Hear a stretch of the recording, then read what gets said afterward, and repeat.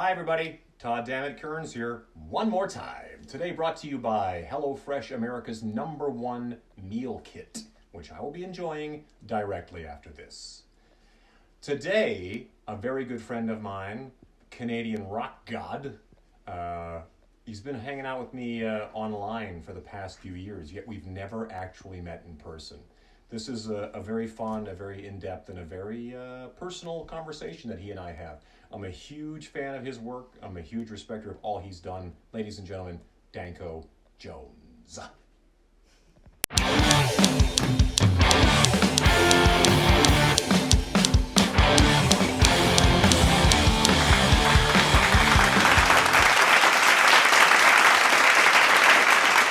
We're recording now, so now we'll really be entertaining. We get all the amazing talk out of the way, and now let's talk about, just regular career stuff. But yeah, I mean, I guess we should let everyone know we were talking about Journey. yeah, exactly. We just went down a Journey rabbit hole. Yeah. It doesn't happen very often, frankly, but if I'm going to do that with anybody, it's probably you. What's the funniest thing is I was thinking about this today as I was getting ready to talk to you, is how I feel like I've known you sort of pseudo intimately for quite a while, yet we've never been in the same room ever, which is the weirdest thing. Even my wife has seen you play in Vegas when you came through, and I was like, it's so weird that we've been a part of a million discussions on other people's podcasts and different things, and I was on your podcast, and it's just so and every time your name would come up, I really want to just sit down and talk to Danko just one-on-one, and be able to kind of discuss your thing, your career, your history, and all that kind of stuff. Because it just seems so weird that, I was around doing the Canadian music scene thing as long as you've been around as well, but our paths never seem to cross. We might have been at some festivals together, I'm sure, but we were. Yeah, exactly. But I'm sure that those kind of things, you know what they're like. It's just chaos, and you, unless you're in the same food tent at the same time, it's sort of. Yeah, that's usually where you meet. But we played a festival in Holland once, Pink Pop. That's what it was. Backstage, all the band's dressing rooms are all together, and we were about 2 doors away from you. But our sound man at the time was from Saskatoon, and he did a beeline for you hilarious. So I was actually watching from afar. Because, it's like, okay, so 2 Saskatoon boys are going to meet in Holland. I'll give him space. You're like, I can't hang out. I don't know the secret handshake. Yeah, I'll just give him space. He's probably wanting to, talk to you about whatever. And so I didn't go up to you that day, but I would have if. Yeah.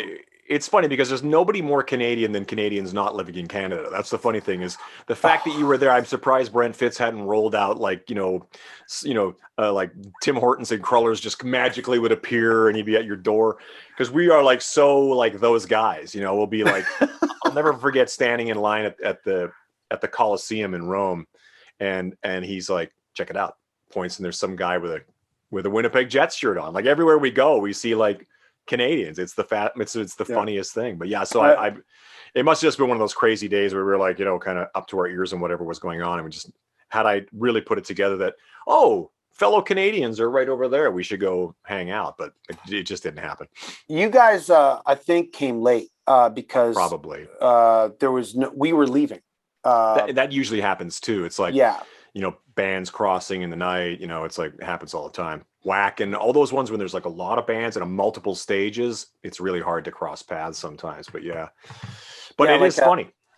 I met Gowan, Larry Gowan at Sweden Rock, and we were first, and then Styx were on right after us. Yeah, but there's this insane rainstorm that happened for a few hours during the day, and I remember their van pulled up backstage, and I'd made a beeline for Gowan because I know he's in Styx, and he was sitting there in the back of the van, and to me it looked like he was really oh crap, we got to play in the rain, no one's going to show up, kind of thing. Right. I could figure out where his head was at, and then I immediately said, hey, I'm from Toronto. These are the people I know, that all the mutual friends we knew. And then he brightened up, and then he came to our dressing room, and we hung out, and we talked about Scarborough, and it was amazing. It was amazing. But you find it fascinating. I don't know if you have had a similar experience, because you're not really a sports guy. Like I played because it was the law. I played hockey as a kid, but I always found it fascinating when you grow up in like a town, and Ontario is a similar thing too, where it's Toronto, Brampton, all these different areas, and they're all competing hockey teams in some weird league, or competing high schools, or whatever the heck's going on.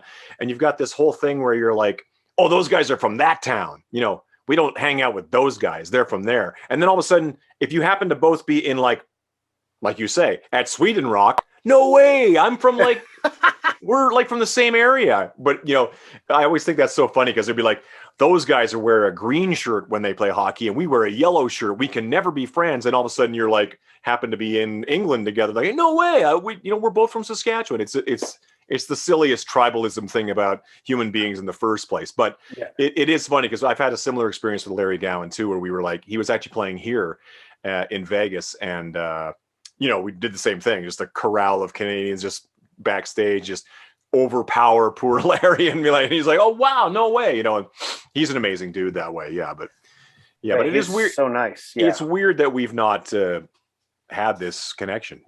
Maybe we should keep it like this. We should see how long we can we'll be at the same festival. I'm gonna like purposely avoid you, because no, we can't ever be in the same room at the same time. Otherwise people will, it's maybe some bad luck will happen. I don't know. Right. Well, I mean, I even mentioned you on our live stream we did last 2 months ago. Did you?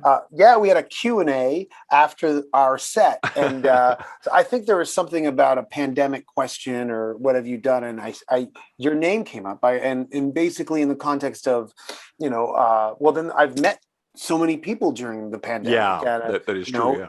And not that we didn't meet virtually before, but you going on Toop Talks at the top of the pandemic, what you didn't know was I was freaked the fuck out, man. Really? Like, I didn't want to talk to anybody. Really? But when you offered, like, come on Toop Talks, I said, yeah, I will. Well, I would have. I jump at the chance. And I forgot about my anxiety and panic and fear for the, an hour and a half that I was talking to you guys. And it felt great. And that's real. I mean, I don't want to get emotional, but it really helped. And then meeting Darby Mills, that helped me forget a lot about it. And I walked away from that talk was like, wow, like that, man, it's been, I don't know when it was, like in late April. So it had been a month of just absolute panic, where I lost weight because I was worried. And there's so much going on, with vulnerable family members, and how are we going to, it got to the point where I was like, okay, how am I going to walk into my place with my shoes on? So I was doing stuff like walking backwards and picking up my shoes and then washing my hands and all this crazy stuff. And the Toop Talks really, made me chill out and for about an hour. It was great. And then you invited me back. First I met Darby Mills through you. Yeah. And then I didn't know Freddie Kirchie was going to be there too. You didn't tell me. You didn't tell me. The singer for Sheriff. Well, I wasn't sure who was going to be there. It was just like, everybody's coming to, it's like I'm having like a get together, come by, it's like, it just happens to be on the computer, it's like, and it's like guys from Sheriff and the Queen City Kids and whoever happened to be like, all of our old friends. Yeah. As Canadians, it's a big deal. Yeah. It's a big deal. I didn't know who he was when I saw his face on the square, and then because he doesn't look the same. Yeah. No, I just remember him from the cover of the album. That's all I know. Yeah. And then you said, "Oh, yeah, Freddie Kirchie from Sheriff," and then I was just kind of like, I was sitting there going, "Oh my god, like that's insane!" So because he's kind of vanished, like he's sort of a Bigfoot or Loch Ness monster kind of thing now. Where you're like, I once saw Freddie Kirchie in his own environment, we found him. Yeah. One time I was at a family get together, and there's a lot of people in this house. There's about 70 or 80 people. Wow. And so a lot of people didn't know. I was sitting in their living room and we're just going around. There's all kinds of commotion happening all over the house. And there's a guy with his wife and he's sitting there and someone goes, "Oh, you play music and so does this guy. You guys should talk." And I go, and then I'm like, "Oh, geez." Yeah, like, sometimes that could be painful. Yeah. I don't want to do this. Like, I'd rather just talk about you and what your job. And he goes, "Yeah, I play drums." And I go, "Oh, that's good for you, man. That's real cool. You do that. Keep doing it." Yeah. And then I go, "Yeah, I used to be in a band." I go, "Oh yeah, what band was that? Huh? Well, what band were you in?" And he goes, "Sheriff. I used to be in Sheriff." I go, "What? Why you in Sheriff?" And then everything just spun. Everyone went away. I didn't even know it. I was just like focused on this guy. And he goes, I left the band before they recorded the album and the song. And then I still was like, "What?" But but I grew up with those guys, and so yeah, like that kind of stuff, really. And then Mike Reno shows up. Holy cow, man! I know. It's like the weirdest thing. Yeah, that's what I love about you, though, is because you're so exuberant about music. It's so funny being in this industry. It's kind of like, I don't know if you have any friends in film or television.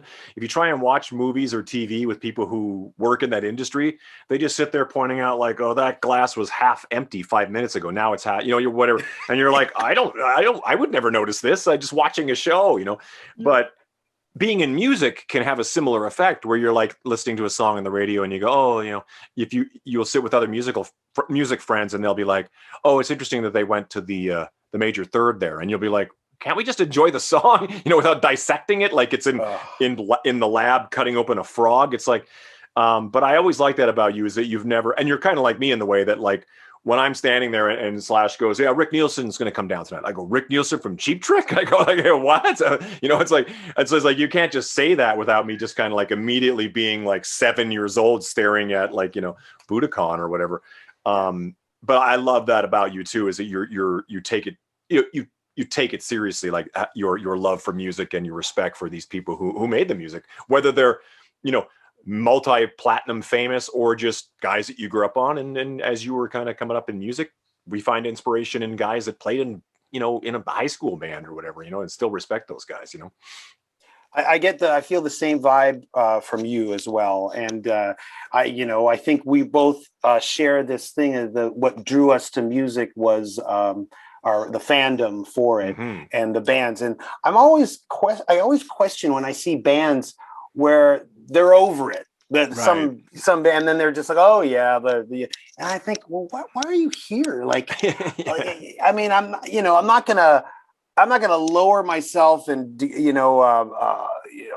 lick their shoes, but I still have a fandom that will want me to just take a photo, and I never want to lose that. Right. So I've been disappointed. We all have, yeah. It's part of the thing. But then the times when I've been shocked and surprised, it really keeps me going, during like times like the pandemic, like, it really helps. And you too, like, we've touched base even on direct message and just stuff, random stuff. Yeah. And it feels great, especially because we're in the same line of work, and just, I don't know. It's hard. The same line of not working, basically. Yeah. But it's interesting because you've it's one of the things that I've always been really blown away by you, is your ability to have, I'll talk to Duff McKagan and he's a big fan of Danko Jones. I mean, it's like you've been able to have like Lemmy and like really cool people like just gravitate to what you do because it's so. The most important thing is everything you've done is so authentic, and it's such a dangerous word. I apologize for using it, but I never get the impression in listening to your records. First of all, I don't really feel like from the first one to the most current one, there's this sort of like there's always a growth, there's always change, there's always maturing, if you want to use words like that. You're not like just doing the exact same thing, but there's something to be said about bands like AC/DC who kind of got it. And they just do, this year's version of that until the end of time. And you guys sort of change it up more than that in your own way, but you sort of seem to have figured it out very early on, and you knew what you did, knew where your strengths were, and you always played to your own strengths. And it always feels real. I never get the impression as I'm listening. Man. I never get the impression as I'm listening to it that there's some A&R guy standing there, in one ear, and then the producer in the other going, you got to do this. You got to, hey kid, and then the radio promoter and all that. I feel like you guys just make music, and if it gets on the radio, great. If it doesn't, we're making music for our people, and they'll find us. You know what I mean? Yeah, I mean, we A&R ourselves. Like, we will check ourselves, and the amount of as you know, you do it as well. The amount of riffs that you write that hit the cutting room floor are, Sure. huge, like enormous. Mhm. So we're always checking ourselves, and yeah, I don't know. It's a collaborative effort. Like, a lot of people think that just because it has my name on the marquee, we're not a band. Like, we are, JC and I have been doing this together from the beginning. And even though his name isn't beside mine, it's equal say. And people who, And that's 25 years now. yeah, and people who That's walk mental. in who don't know that dynamic, either they're, they quickly realize that JC is more in charge in guiding the boat more than I am. I mean, I'm a ham, man. That's all I want to do. Yeah. That's all I want to do. I just want to get on stage and crack a few jokes and sing a few songs and scream and get it all out of my system. And then I just kind of want to, maybe watch the show that I'm currently watching on Netflix and play the video game, and then I'm ready for the next gig. Yeah, well, I have always appreciated that about you too, because you're not, the authenticity goes so far as that you're not really on the road to meet chicks and get wasted, because you don't do those things. You play rock and roll, and I think that's, it's so, it doesn't get more authentic than that. I mean, there's an argument that says that it doesn't matter what you do as you're doing it, but if like me, because I'm in a similar boat as you, if your drug is the act of playing music to celebrate with all these human beings, then that's it. It's really the only reason that I'm there. And like you say, then you go back to your bunk and watch whatever you were watching. It's that is such a high. I mean, I understand that people have, other addictions and stuff, but it is a high that, really, and it's not only you're getting on stage in front of a whole bunch of people, which is, wow, it's such a rush. Yeah. They want to hear your riffs, your songs done by you. You know what that feels like. It's amazing. So I never take that for granted. And it's enough to get me by. And even though the songs are all about girls and love loss and sex and stuff, I mean, it's done, with some respect.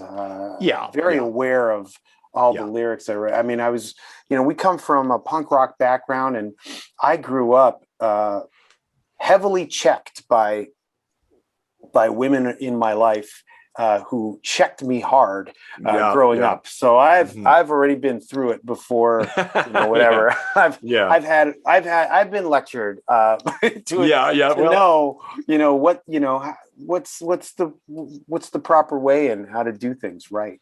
Well, but I think that, again, it's really, I think when you write lyrics, I think honesty is probably the most important thing anyway. So that it's the most direct, and just say what's in your heart and what's on your mind.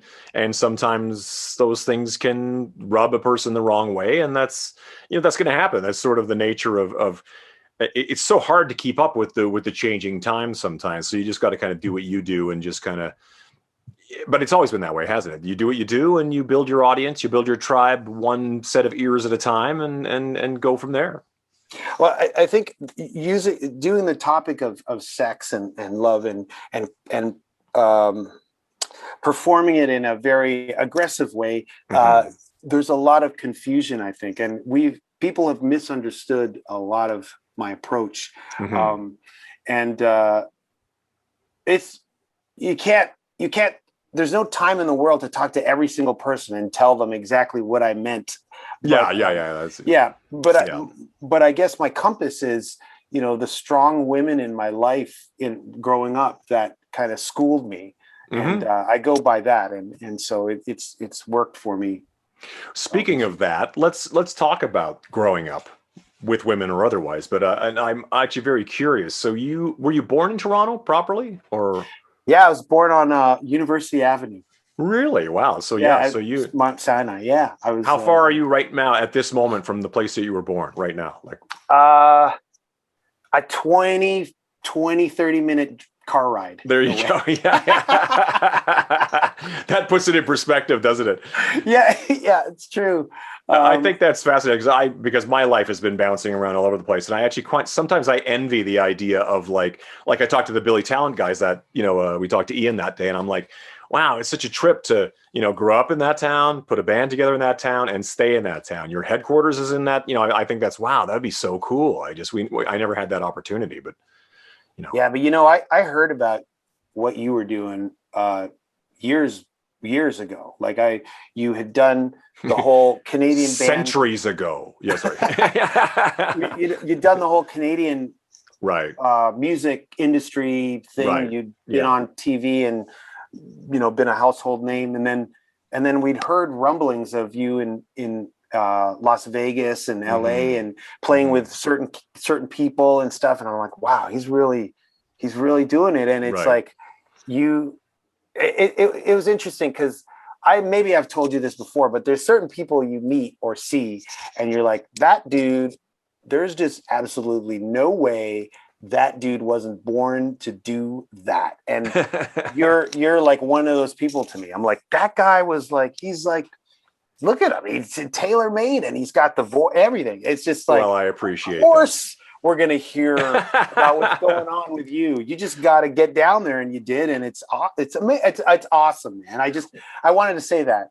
I appreciate that coming from you, especially. Yeah. Yeah. I know I've said that to you before or not, or thought it. I don't know. Yeah. But yeah, it's very inspiring is basically my point is, it's really inspiring. Well, it certainly proves that, and I don't know how you feel about it, but I really have always kind of felt like, when you make a move, like if I decided to go to Toronto tomorrow, just randomly, like I'm going to move to Toronto, and it gives me a certain amount of confidence to know I would just go there. It'll take a while to kind of shake some hands, kiss some babies, play in front of some people, and make those connections and build a new world for yourself and a new thing.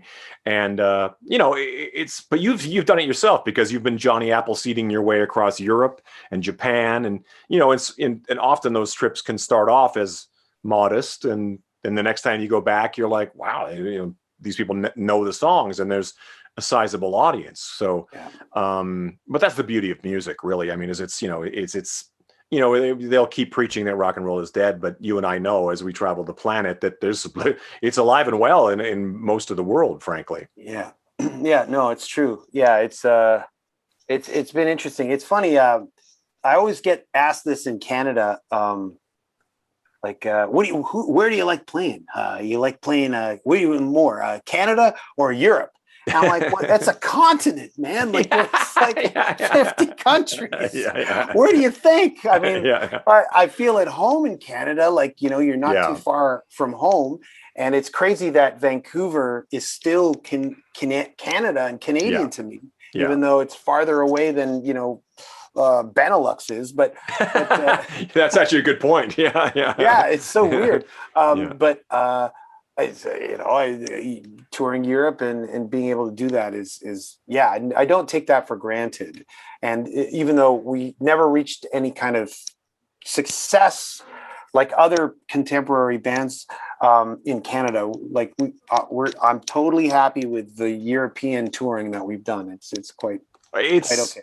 It's enviable. It's the kind of thing that most of us in that Canadian scene, who, frankly, I can't speak for anybody but myself, is like the Tea Party would have this audience in Australia, and I'd be like, what? I'd be like, it just felt like we would just go back and forth across Canada 1,000 times, and we'd dip down to Los Angeles and, dip down to New York for showcase things or whatever we could do. But it was just, back then it felt like you could just do Canada forever. You just keep going back and forth. But with the change in the record industry and everything for us, I definitely noticed the downloading thing to be enough that my career in Canada had it sort of hit a wall as far as like being able to like make a living doing it. So or at least it was seriously affected by the fact that, record sales and all that kind of stuff were not quite what they were. So, as much as it affected the world, really, but not necessarily in the most negative way. But anyway, I want to go backwards because I didn't mean to jump this far forward, because I'm actually very curious about your upbringing in Canada. Your family, where are your parents from originally? Are they Canadian born? No, they met in Canada. Okay. They worked together, and they met, my mom and dad. And I don't really talk too much about them, but what's their address? Give me their phone number. No, I'm kidding. It's it was weird because I'm an only child, and I don't really ever talk about this, but I had no. Well, you don't have to. Oh, it's you had okay. no family? Yeah. I had no family outside of my mom and dad. Okay. And that was, now, decades later, I'm realizing, like, oh, that really had a huge effect on me.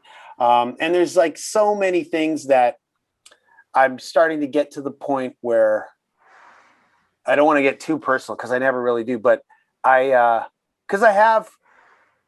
was weird. So you're literally saying your parents and you, the rest of the family is all back in the old country. Yeah. No one's in Canada, and I grew up with the idea that they were all going to come, and they never did. Right. And so so there are people that we met in Canada that kind of took us in, kind of adopted us in a way, the three of us, and I consider the daughter in the family my sister. I consider the son in the family my brother. Mm-hmm. And that is, we are still close to this day. That's amazing. Yeah. So that helped a lot. Yeah. So I was an only child with a lot of time on my hands, and I got into rock music, and I spent a lot of time by myself in my head. Mm-hmm. And, Kiss, I mentioned that band a lot, but there's a reason why, is because when I was growing up, because they were wearing makeup, I used to pretend they were my cousins, because I couldn't see the color of their skin. Interesting. So that was very, very profound on just my psyche and just where my head's at. And so, that helped me become a music fan. I was obsessed with music from then on, and I fooled myself. I even went to film school, and I tried to fool myself, and then one day I just said, no, fuck, I gotta do it. So started to do it, and and that was it. Never stopped. So how soon are you what exactly is the band? I mean, obviously Kiss is a gateway drug for most of us, really. Kiss was first before the Beatles for a lot of us, absolutely. Just being that young and that impressionable. But I mean, that onslaught of 70s music that was, happening at that time, and it isn't just hard rock music, because I remember recently Leslie McEwen just died from the Bay City Rollers, and me and Brent Fitz always talk about the Rollers. As children, we were they were like the Beatles or something. It was like a massive band, and it just felt like all that music, living in a day and age where that music wasn't everywhere. I mean, it was everywhere as far as music goes, but it wasn't accessible like it is today, where you look at an album cover of Kiss and you go, this two-dimensional image is all I know. And if just by chance they happen to come on TV, it is mind-blowing. It altering, like when Kiss Meets the Phantom came on TV, we all lost our minds, because seeing them move and interact and speak was and then playing music was a major deal. And I mean that as far as Solid Gold or the Midnight Special or the Don Kirshner's rock concert, any of that kind of stuff, even music that I wouldn't necessarily be into, had a huge impact, because I really loved music, and I loved watching people play guitar and play guitar solos and going. So it could be anybody, Fleetwood Mac or whatever it was. It was just kind of all had this impact. it changed once we got into MTV and Much Music and that kind of stuff, where it became a lot more visible and a lot more kind of there. But up to that point, like you just literally sit in your room staring at Women and Children First or whatever you happen to have in your hands, and it did so much more for your own creative imagination in a way, didn't it? At least it feels that way. Yeah. I still remember staring at the People magazine at Loblaws grocery store with Eric Carr and the new Kiss on the cover of People. Yeah. And I just stared at that thing while my parents were getting groceries. And I was just staring at it, and I kept looking at the story inside. Yeah. I asked my mom if I could buy it, but that's another thing that she did not like rock music, and she should have understood basic child psychology is if you take it away from someone, they're going to want it 10 times more. And that's exactly what happened. Yeah, exactly. Yeah. That was a real mistake on her part. You could have been a doctor. Yeah. You could have been a lawyer. Exactly. Yeah, exactly. And I remember, I don't know if you remember this show, Kids Are People Too. Of course, yeah. And that was Eric was introduced on that as well, Eric Carr. Debuted him, and I was blown away. I could not believe that they were talking. I know. And I remember the night that Phantom of the Park played on TV. I remember what I did that day. Really? Oh yeah, I watched. It's a profound experience. Oh, you did? Okay. Yeah, I was taken to see the Nutcracker by the same people that I mentioned, and then we went back home that night, and I watched Phantom of the Park. They let me watch it because my parents would never have let me watch it. Right. Yeah, of course. Yeah, because I couldn't believe that scene is still like when Gene the bad Gene trashing the place. Trashes the place. Yeah. This is. Man, they're wild. Yeah, exactly. Now you watch it. Now you watch it, and you're like, "Oh boy!" But yeah. But that impressionable age, and I have friends that are like sometimes 5 years older, or sometimes 5 years younger, than they do not get it. You know what I mean? And it's kind of like I 100% understand. It's like there was a specific like window of kids who were the perfect age that are there for life. Frankly, it's like I'm surrounded by them all the time now. It's like. With the Kiss cruise and all that, we're all on the boat. It's like I keep forgetting you're totally in that world. I keep forgetting that. You got to come on one of those, dude. You should just hop along with us sometime. You get to do all the songs everybody really wants to hear. Yeah, that's all the Kiss fans. Yeah, right. Yeah, it's pretty fun to dig deep because you can't dig deep enough. Frankly, it's like it's when it comes to the real fans, they're like, shout it out loud. That's great, but what else you got? It's kind of like you're going to do the Elder. You can do anything from the Elder. That kind of. But so at what point do you decide I'm going to get a guitar? I'm going to play because Kiss actually had that effect on me. But I don't think I looked at Kiss, and I always say this: Kiss, the Beatles, Elvis. To me, they didn't seem like career goals. Those seemed like that would be like talking about like Superman, or something like just taking flight, and it didn't make any sense. But like later on, things like I found the Who, which led to punk rock and all that, and that seemed a lot more. Oh, okay, I can wrap my head around these three chords and as loudly as quickly as possible, and we can do it together and make songs. How soon is that for you when you get? I was 14, 13 when I started taking guitar lessons, and then 14, my mom very reluctantly got me a Squire Strat. Reluctantly. Yeah. I love it. Yeah. Just to shut you up, probably. Okay, fine. Yeah, pretty much. Yeah. Because she said, take guitar lessons with your old. I had a classical guitar when I was 6, and it was still there. So take guitar lessons for a year, and then we'll see if you're really still into this guitar thing or you give it up. Then were you literally like counting down at 363, 364?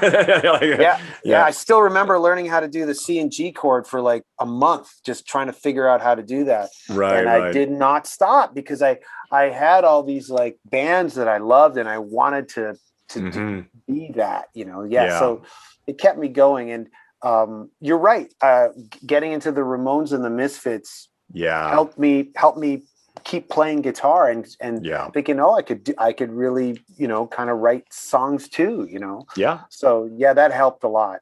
And then all throughout high school, tried to form bands and kind of did, but we didn't really play out anywhere. And then once I got into university, I kind of put it on the back burner because I went to school with a whole bunch of people who knew way more about music than I did, who were a couple years older.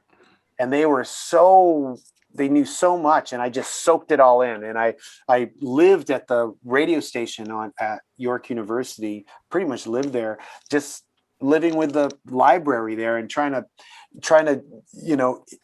eat as much music that I'd never heard of before, and Sure, yeah. getting into all kinds of stuff that I'd never heard because I didn't have money to buy any of this stuff. Right. So it was a great learning. I went to school for film, and I really went to school for music bands and learning about rock music. Yeah, I bet. That's what I did. And then I was ready, and we formed a band, and we started to play out in Toronto, and it was called Horse Shack. We opened up for a bunch of really known bands. Like, we opened up for the Jesus Lizard and Girls Against Boys, Lunatics, Wool, which is Pete Stahl's old band from Scream. And it was a couple other name bands. And then I heavily got into the Stones again. Okay. And then that led me into garage punk and garage rock. And then the band that I'm in now, which was originally just a garage punk band. And then we kind of got better at our instruments. Right. Yeah. So and that changes the sound in a certain way too. So were you already the guitar player singer in the previous bands, or were you just a guitar player, or what was your position up to that point? So I formed before bands Danko Jones, that is. Yeah, I formed bands with an old high school buddy of mine who he just stayed home and played Zeppelin riffs, and he could do Page, and he could come up with riffs. So cool. He was a guitar player. I could never come close to him. So I played bass, much like yourself, cool. Flipping from back and forth. And I sang because no one else wanted to sing. Yeah. And then the two of us formed a band called the Violent Brothers, which was a 2-piece band before the White, actually influenced by the same bands the White Stripes were, Flat Duo Jets, the Bass Holes, all the garage punk bands. Yeah. And I played drums, and he played drums, and we'd switch and play guitar. But I sang all the songs because he didn't sing. So I would play drums, and there's footage somewhere on the internet of me playing drums and singing and stuff like that. Yeah. Wow. So then we formed. Then he didn't want to do it anymore. So I formed the band that I'm in now, and we've been going on for 25 years. 10 albums in 25 years. Yeah. It's mental, man. In this day and age, because I talk to friends of mine all the time, and I talk about we all want to put a band together and then be 70 years old and still playing in the band. Aerosmith, Kiss, whatever it is, you know what I mean? So it's always, so you, in a lot of ways, you figured that out right away. I'm going to put this band together, and I'm going to stay, just keep doing it until fate dictates otherwise. But how'd that start out? You're just playing around Toronto as well, like with no intention of getting, everybody has an intention of getting a record deal, but you just kind of doing your thing in that scene, in your own scene, I assume, because it's when I look back on it now, I would never do what I did. It was the craziest, no plan B, jumping out of an airplane with no parachute and hoping you land. I can't believe it. I look back and I'm like, someone had to have been looking out for me because I had no plan. It was either that, either do this or, I don't know, crime. I was getting into a lot of mischief because I was bored too at the same time. Right. So there was, and I don't mean anything sinister. I mean, like pulling pranks on people to the point where I might get into some serious trouble. So, what ended up happening was I met JC, who is just as stubborn as I am. So as much as we're both on the same team, the stubbornness, sometimes we do butt heads, but we're all on the same page. Right. And that helps, I think, to find, and also I've never dumped anybody.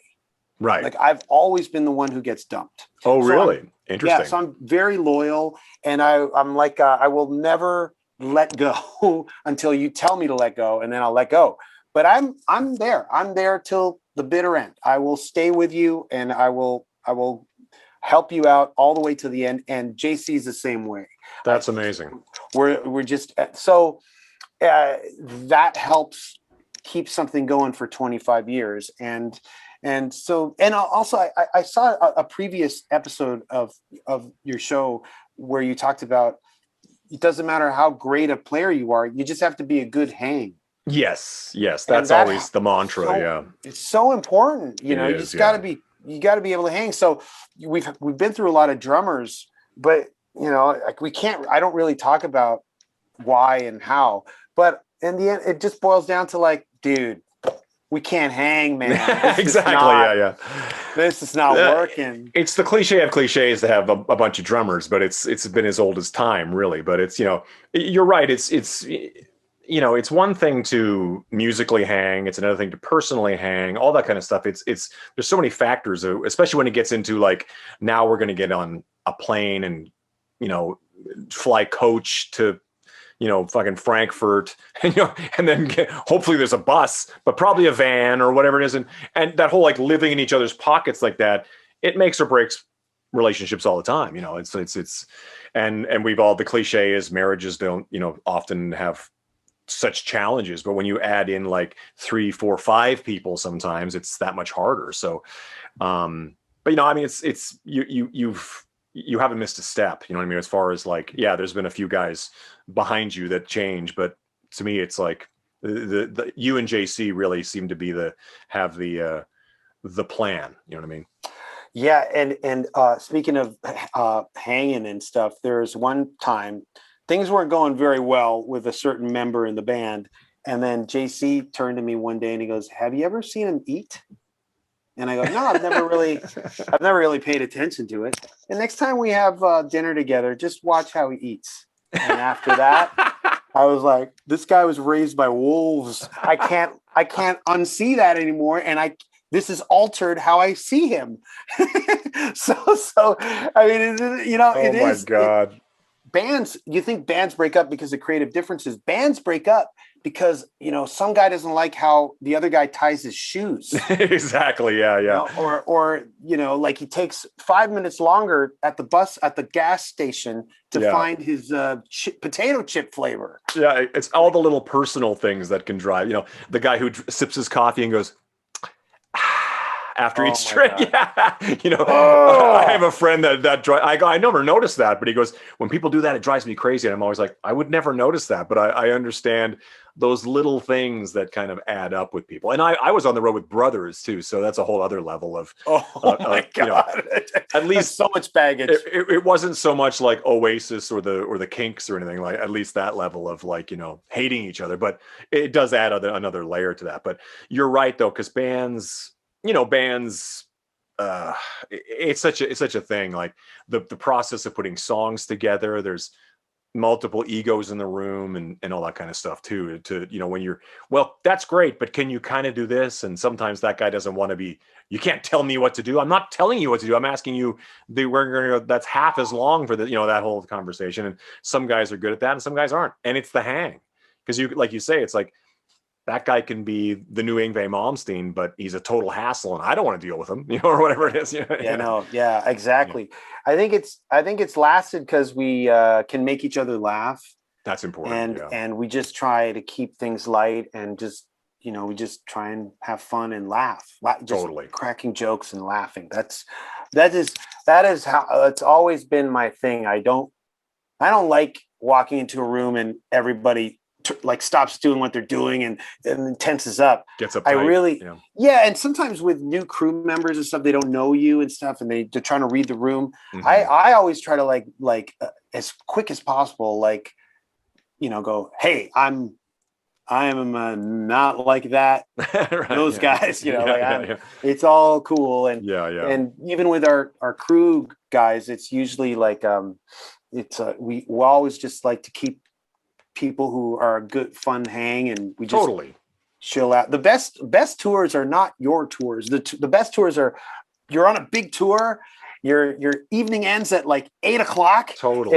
And then you go back on the bus and you've got the hockey EA Sports tournament on the bus going on, and and you're doing sound check, and you turn to the guy, the guy on the side, you're the guitar tech or the mixer guy, and you're like, I'm gonna kick your ass tonight. I'm just gonna do this. I'm just gonna play this show, and you're going down tonight. And then it's great. It's the best. It's like the show is just part of your day. It's not like it's like it's a big part of the day, but we're going to have the tournament that goes on the entire tour. It's like, it's the best. It really is. That's what makes touring the best. And it does. Yeah. And the big tours, like, everyone goes, oh, what do you like better? Headlining or opening, like playing I love opening for a huge band that's cool. Yeah. That has full spread catering. And totally. My night is done before 9:00. It's the best. And you've had a few of those, the Stones. Tell me about that. What was that like? It was one show. One show. One show. And ACC in Toronto? Is that where it was? No, it was at Palais Royale, which is like a small club that they don't even have shows in often. Okay, wow. And it was like it was crazy. And everything about that night was surreal. Now I can say, me and our drummer at the time, Damon, the night before we got the call to open, we got into a massive fight. Oh, no. Massive fight. Oh, no. Really massive. And we were at Sault Ste. Marie. We were going to play a show the next day, and we were ready to kill each other. And then the call came in, you guys are going to open up for the Stones. And we were just like, well, that's awesome, man. Isn't that awesome? It was all cool. It was all cool. And we played our Sault Ste. Marie gig, and we were like, 30 people showed up, but who cares? Because tomorrow we're playing with them. That's crazy. And then it was, I think they only sold like 100 tickets, and the rest were giveaways. Oh, okay. It's one of those, like their warm-up show or something like that. And it was a warm-up show for 40 Licks. So they've been, and they always do that in Toronto. Yeah, because they work with Michael Cole. Yes. I don't know if everybody knows. I mean, he got a Juno Lifetime Achievement. So it's funny because so how we got the gig, there's a couple of ways. My roommate at the time, I can't really say too much, but he gave Mick. He got invited to Mick Jagger's birthday party in Toronto, and he gave him a copy of our album. Cool.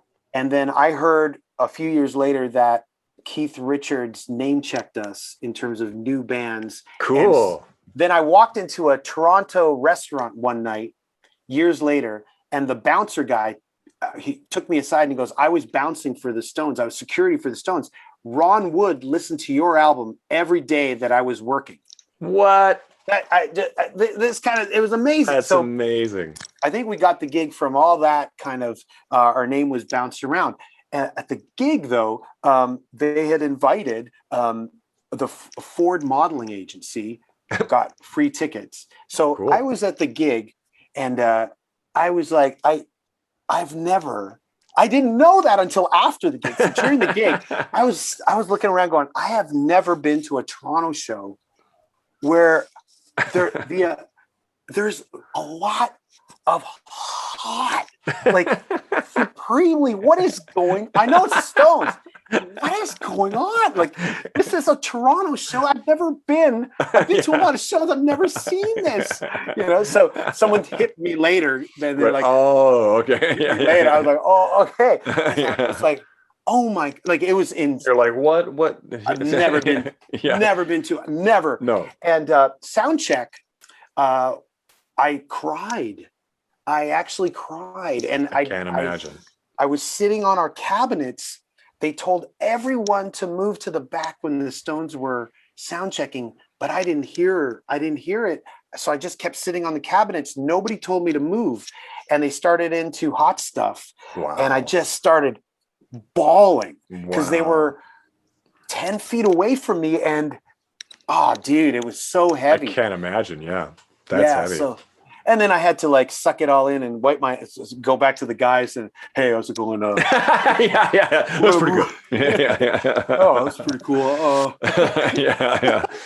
Oh So man. yeah, it was an awesome time, a night. Yeah. And then you did a whole Motorhead tour. We did, yeah, in 2008. Yeah.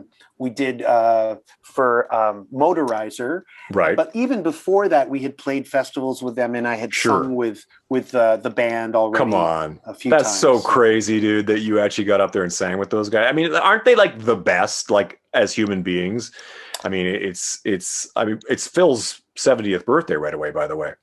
Yeah. I did a little video for. Good. Yeah. But by the time this airs, it'll have happened because I'm supposed to film mine today. Thank you for reminding me. Yeah. That's great.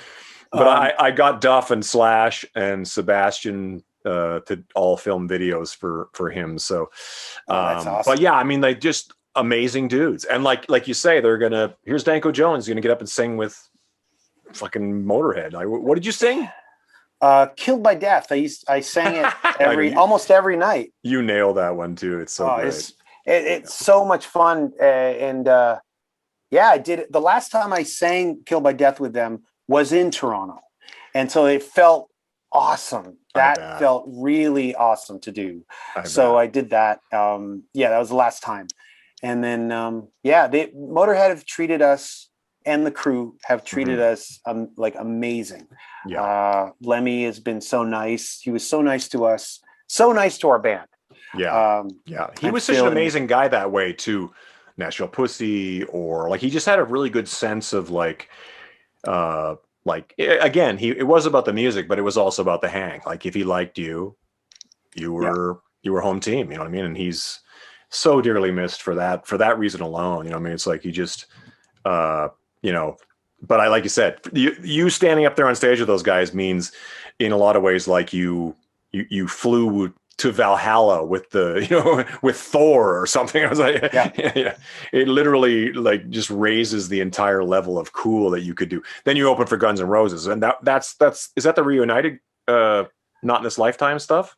No, it was right before that. Right when Chinese Democracy came out. Okay. Yeah. So that must have been nuts too, though. Like that level of, because around Chinese Democracy was when there was a big surge of Guns N' Roses activity for sure. Yeah. And we started off opening with Sebastian and so we were first of three across Canada. Canadian. I have to point that out. He's Canadian. Oh yeah. We're from the same suburb. That's right.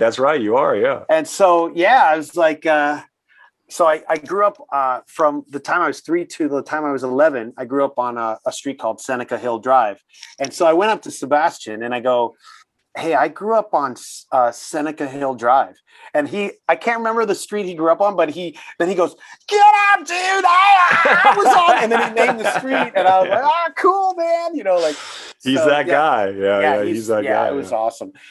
So to tour Canada with Sebastian was awesome. I bet. And then after that tour was over, the last show was in Halifax, and Axel said to me, he goes, "Yeah, we got to do this again." And man, he took us to 9 other countries that year. Wow. We get a call going, "What are you doing in 3 weeks?" And we're like, well, we got these shows, and then, but can you do this? Can you make it? Yeah, we're there. Yeah, we're there. Wow, that's so cool. Wow. Yeah, so it was amazing. Like they took us to Eastern Europe, and they took us to Russia. We played Moscow and St. Petersburg. They took us to Ireland and Norway and Helsinki, and it was what a great year it was. And I can't imagine. Yeah, and there was a few hangs with Axel that are, I'll remember for the rest of my life. And, it was that's another Loch Ness Monster moment. I mean, like moments with Axel are not as common as people think. You know what I mean? Like, it's like, I've never met Axel. I'm on the family tree to some degree, but it's like, it's so rare that, but then again, I've heard like so many things about him via Sebastian and the Trailer Park Boys kind of hang. He's just so like, It makes Axl just seem so like, oh, he seems so relatable, as opposed to this Howard Hughes type, character that he sort of kind of created just by his, absence from regular life, I guess. It's true. I mean, how I met him was insane. Really? Insane. It was like one of the most insane things that's ever happened to me. Really? And it happened in Saskatoon. What? That's where I met Axl in Saskatoon. So the day of the gig, someone from his entourage came up to me and said, Axl wants to meet you after the show. Cool. And I was like, cool. Like we're 3 shows in, I think, like 3 or 4 shows in. Wow. And I'm like, when am I going to meet him? I'm on his tour. So this is great. Saskatoon, we're going to do it. And so they're kicking into, oh God, I can't remember, Night Train. Okay. And I'm watching side stage with Sebastian. Mm-hmm. And Sebastian is ready to go. He's going to sing Night Train. Yeah. He's got the mic. He's always ready to go. Yeah, he's ready to go. And I'm standing beside him. And I'm like, all right, cool. Like I'm just watching the show with him. And then someone else, not the same person, another person from Axl's entourage goes, you're going on for Night Train. I'm like, no, I'm not. I haven't met Axl yet. I don't know. We don't know each other yet. He's going to clothesline me when I get out there. Yeah, I'm supposed to meet him after the show tonight. We haven't met yet. And I was explaining it to them. And they kick in, the band kicks in the Night Train, the first chord. Sebastian gets up there. And they're like, go, it's Night Train. I go, seriously, I was like, the song started. I'm like, you don't understand. After the show. Then someone else, like a third guy goes, get the fuck on stage. Then I was like, all right, I'm going to go on. But if we get kicked off this tour, man. And so I'm walking on nervous. Like we're getting kicked off this tour. I'm bum rushing this guy's show. Right. And so I'm just singing the chorus, and I'm Sebastian's like all over the yeah. As he will be, yeah. Yeah. And then then someone taps me on the shoulder and I turn around and it's Axl and he goes, yeah. And he runs in the other direction. And I'm like, all right, I guess he knows. And someone said, like, there's nothing Axl doesn't know. Like he gave the okay. He gave everything is him. Yeah. Because there was one other night. God, I can't remember what city it was. Same tour. Me and Sebastian were supposed to sing we were supposed to take a verse of Paradise City. I spent the whole day learning my verse. I knew the song. Everyone knows the song, but I ain't gonna fuck it up. So I spent the whole day learning it. And so they kick into Paradise City, and Axl's on the other side, and everybody's watching Axl, waiting to give me and Sebastian the signal to go on the stage. And then the last second, someone said, no, it's off. And I go, it's off? Axl, how do you know this? Axl gave him a sign like, no. Okay. And that was it.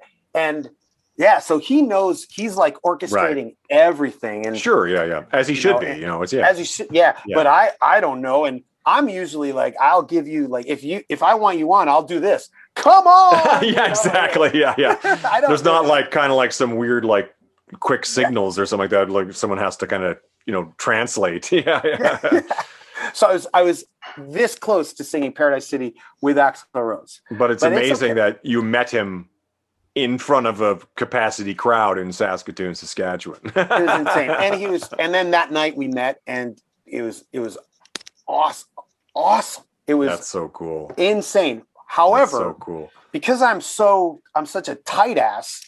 Right. I was hanging with Axl Rose, and it's something that you want to do this, but it was already 3 a.m. and I thought that our bus had left and gone to the next city. So while Axl's talking to me, all I'm thinking is, how am I going to catch the bus to get Greyhound to whatever the next Edmonton or whatever?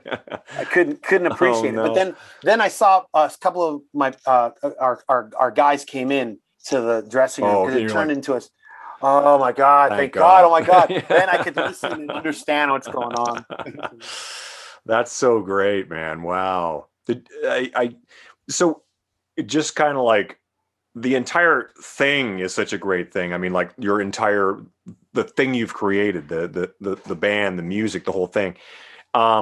how soon was it from the beginning before you started to feel like things were really starting to kind of go someplace? You know what I mean? Like where you're kind of like a local band doing your thing.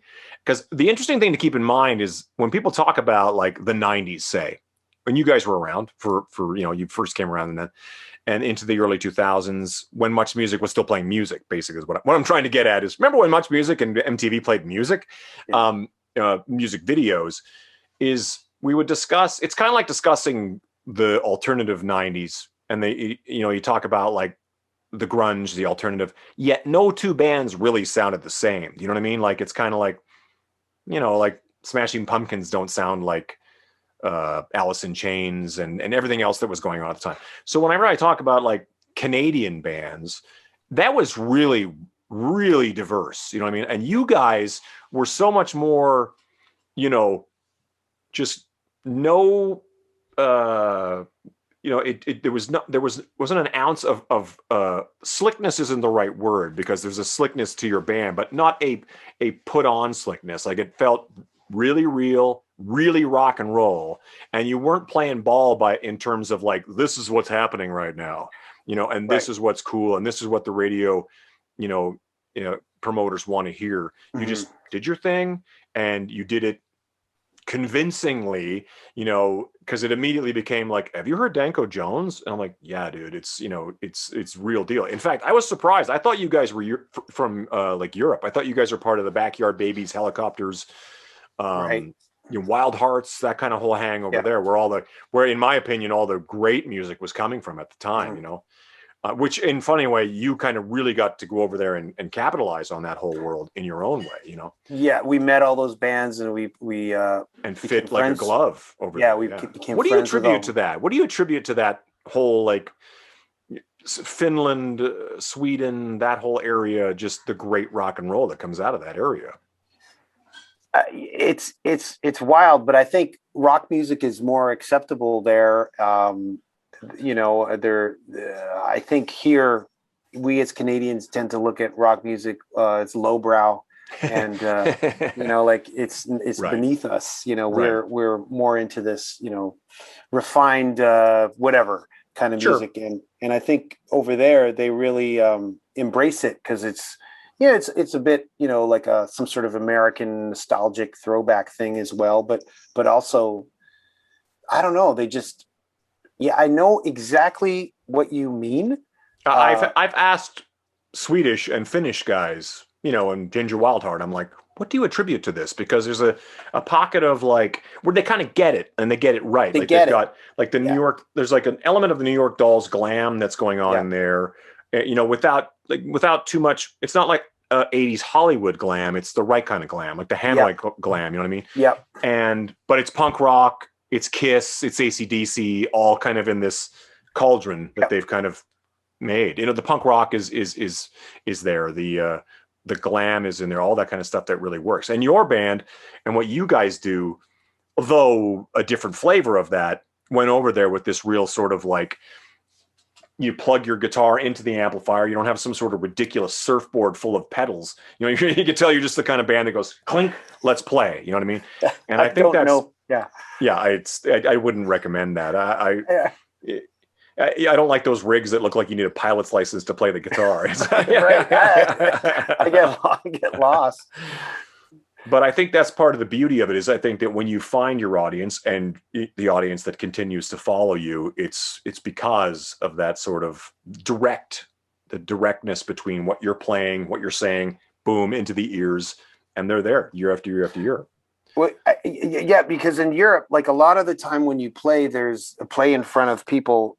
Their English isn't the first language, so some of it gets lost in translation, and some of it, But I never talk to an audience as if I'm talking down to them. I talk to them as if I'm in Toronto and I'm just talking, and whether you get it or not, what you do. What does translate is I'm not going to talk down to you. I'm going to talk right at you, and we're going to rock out together. And I don't condescend to an audience. I don't like it. I don't like doing it, and I don't like watching it. And so it feels good to have it come back at me the same way I put out. So you strike me as a similar guy to me too, where it's kind of like I will never feel like rock and roll, good ballsy rock and roll is something I'm supposed to grow out of. Do you know what I mean? Like it bums me out to be a massive Police fan and have to listen to Sting play grown-up versions of these songs that I grew up on that were, I can't stand it for another day. I don't want to hear the jazz version of that. I want to just play that song. Yeah. And I'm like, I don't have any interest in like having that sort of like, well, now Todd's in this phase where he does, he interprets the songs in a certain way. It's like, no, I just like playing. I love rock and roll. My tastes really haven't shifted too much. I know you grew up on thrash, which I think is really interesting because you have a whole history with Death Angel and all of those guys. And you wear that legitimately when you throw down in that area. It's not a costume you're trying on. It's like, no, he wears that perfectly well. Yeah. Oh yeah. I still bug them. I went to their autograph session when I was 15 and they made fun of me because I was in my school uniform. They laughed in my face. That's amazing. Yeah. But it's all fun. They never forgot you though, probably. No, and they apologized. Mark, the singer of Death, he apologized to me on stage introducing me. Oh, that's amazing. Yeah, so it's awesome. It's yeah, you've had so many great experiences like that. I think it's part of the good hang thing we were talking about is your ability to kind of like, to not just your interaction with these people goes beyond just kind of like a handshake. It's like literally come on stage, like literally join us up here. That's not everybody gets to do that. Yeah, I mean, I love it. I'll never turn it down. Although it's blown up in my face a couple of times because I didn't remember the song. Yeah, well, that's always that's the hardest part. Yeah. There's one time, and it still haunts me to this day because I bring it up all the time. And I was supposed to do Too Drunk to Fuck with Jello Biafra. And he asked me to do it. He asked me to sing Too Drunk to Fuck. And I'm like, do you know that song? I go, do I know that song? I've been listening to that since I was like 14 years old. I know that. I don't even have to listen to that song. I know that song. And sure enough, when I got on stage, everything went blank. Yeah, it's a different animal. Yeah. I was too cocky about knowing the song, and I should have practiced more. It still burns me up. Still burns me up. I know. But anyways, yeah. But it's fun to meet these guys oh my God. I mean, your hangs are God, to be a fly on the wall with your hangs. I know. It's nutty, but yeah. At the same time, like I say, when I didn't get to go on stage, I mean, Lemmy was on our stage a bunch of times, but Lemmy never asked me to get up and sing with Motorhead. It's like that's a whole other thing. That's hallowed ground. That's like, you flew with the angels on that stuff. You know what I mean? That's crazy. Well, the last day of the tour, the hijinks, we were waiting to see what Motorhead would do, and I did sing "Killed by Death" with them, and of course, before I got on stage, Lemmy's assistant or Lemmy's guy said, "Go out there, man, go out there and have a great time," and he slapped my back and he put a sticker on my back that's supposed to say "cock," right? That was a big thing, but he misspelled the word "cock" and he wrote "cook." So it is. So that kind of stuff. It's never. But yeah, oh, that's hilarious. It's just doing that stuff. I don't take it for granted, and then also it also helps. When having a bad day, you just remember. That kind of stuff. Yeah. I played with the Rolling Stones. It's like that's a pretty big deal. Like, yeah. So. How affected was your 2020? I'm going to cut you loose just because I don't want to keep you here all night. Eventually, you're going to be like, but your 2020 was pretty much. Was the record that you're releasing a record right now? When is it out officially? August 27. Oh, so it's out in August. What has that been sitting waiting to be put up, or you made this during lockdown? We made it during lockdown. We wrote it. And I have to admit it now because I didn't admit it to the guys, but I didn't want to write it at all. I didn't want to do anything. I just wanted to crawl up into a ball and wait till this thing is over until vaccines exist. But it's probably the best thing you could have done for yourself was to make music. I mean, it kept me busy and it kept me sane. Absolutely. Absolutely. And we did it virtually, like sending files to each other because we couldn't meet. Yeah. Yeah. And even when we had to rehearse going into the studio, JC made these partitions in our space. So we never saw each other when we jammed. Wow. And then, of course, at the studio, cases were hovering below 200 a day. So guidelines, like it was a little more lax than it is now, as you probably have heard in Ontario. It's a dumpster fire. Yeah. So, you know, we could have 5 people in a room together. So there was 5 of us in the studio, and we all wore masks, even though, you know, we were in each other's bubbles by then. Sure. And we still wore it. I wore it for the whole time I was there, and stayed 6 feet apart from everybody. I don't care how, you know, we did it. And I can't believe we wrote the songs we did. Like, usually I would never trust this process apart. I always feel like in a room together is what you vibing off each other, and 100%. Yeah. You just get the best stuff. But man, I don't know how we did it, but there's a couple of songs on there that I was just like, I can't believe we wrote this song, and we've got 2 of them. And I've always wanted to write these kinds of songs, and we did it. There was a few before the pandemic. We had 5 ideas that made it onto the album, but just ideas, and we finished it all. Yeah. So that's how we did it. And actually, Phil Campbell's on it. That's right. Yeah. That's so awesome. He does a solo on it. So, because I was going to do the solo, but then JC said, well, why don't we, it's called Power Trio, the album. Why don't we get the guy from one of the greatest power trios of all time to play a solo? So, okay. That's so great. I still think my solo was good too. I mean, well, you can play that live. No, I can't remember it anymore. But Phil did a way better job than I did. Well, he's Phil Campbell. Yeah, what are you going to do? Yeah. So what, is there anything on the calendar? Is there anything coming up? I mean, I imagine it's different up there, because down here things are starting to open up. Like, my friends down here are like, yeah, well, you know, we got some stuff coming up in the fall at least. But there are people doing stuff in the summer, which I'm kind of questioning. But okay, we'll see what happens. But I mean, is it still pretty touch and go for you as far as 2021 goes? Anyway, maybe 2022. 2021 is off the table. We announced it last week, and our European tours in 2022. Okay. And we've got stuff lined up as if it was 2020 all over again in 2022. Okay, great. So I'm just hanging here till the end of the year. I've got a Throat Funeral album I got to finish. Half of it's done. Other than that, I'm trying to read books, but I can't think. Like, the pandemic has really screwed me up. I can't. It's well, yeah, I watch way too much TV, dude. It's like, it's when people say, have you seen? I just go, yes, whatever it is. It's like, yeah, probably. Exactly. Yeah. I've pretty much I've seen all of it, you know, like, but it's like, I'm glad you guys did it. And probably, you know, when you say like, oh, I don't know how we did this and I don't know how we did that, it's kind of like, well, you needed to. I think you 3 guys needed each other to get through this whole damn thing. And I think the music, you know, will prove that at the end of the day.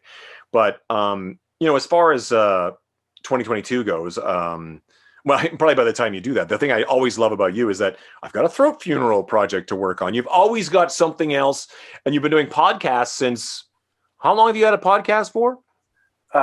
Before I knew what a podcast was, I know you had a podcast. Yeah, this is the 10th year, but I've paused. Damn. Yeah, I paused it because I only do it if I really want to talk to people. I know. And that's how I met you, was that sort of reaching out to me, asking me if I wanted to be on your podcast. And I go, yeah, of course. Big fan. And then you send me the 2 clips of Three's Company and go, okay, now watch these. And then we're going to talk about them. And I'm like, whoa, what is this? We talk about Three's Company? And I'm like, this is the best idea I've ever heard of, watching Three's Company and then just talking about the episodes with Danko Jones. I'm like, this is brilliant. It's so much more, you know, it's 10 times more interesting than talking about like, yeah, well, you know, I picked up the guitar here, you know. It's like, wow, we get to talk about I just think that's a brilliant idea. And but you've been doing it 10 years?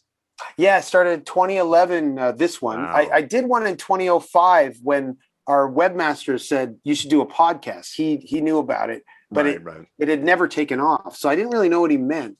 So I just did these road reports for 10 minutes. So that's why this podcast I do is called the Official Danko Jones Podcast, because the original one I did in 2005 is floating in the internet somewhere. So of course. That's why. And so, 10 years. And then I do that. And I do the Regal Beagle podcast as well, like the Three's Company podcast. The Three's Company one, yeah.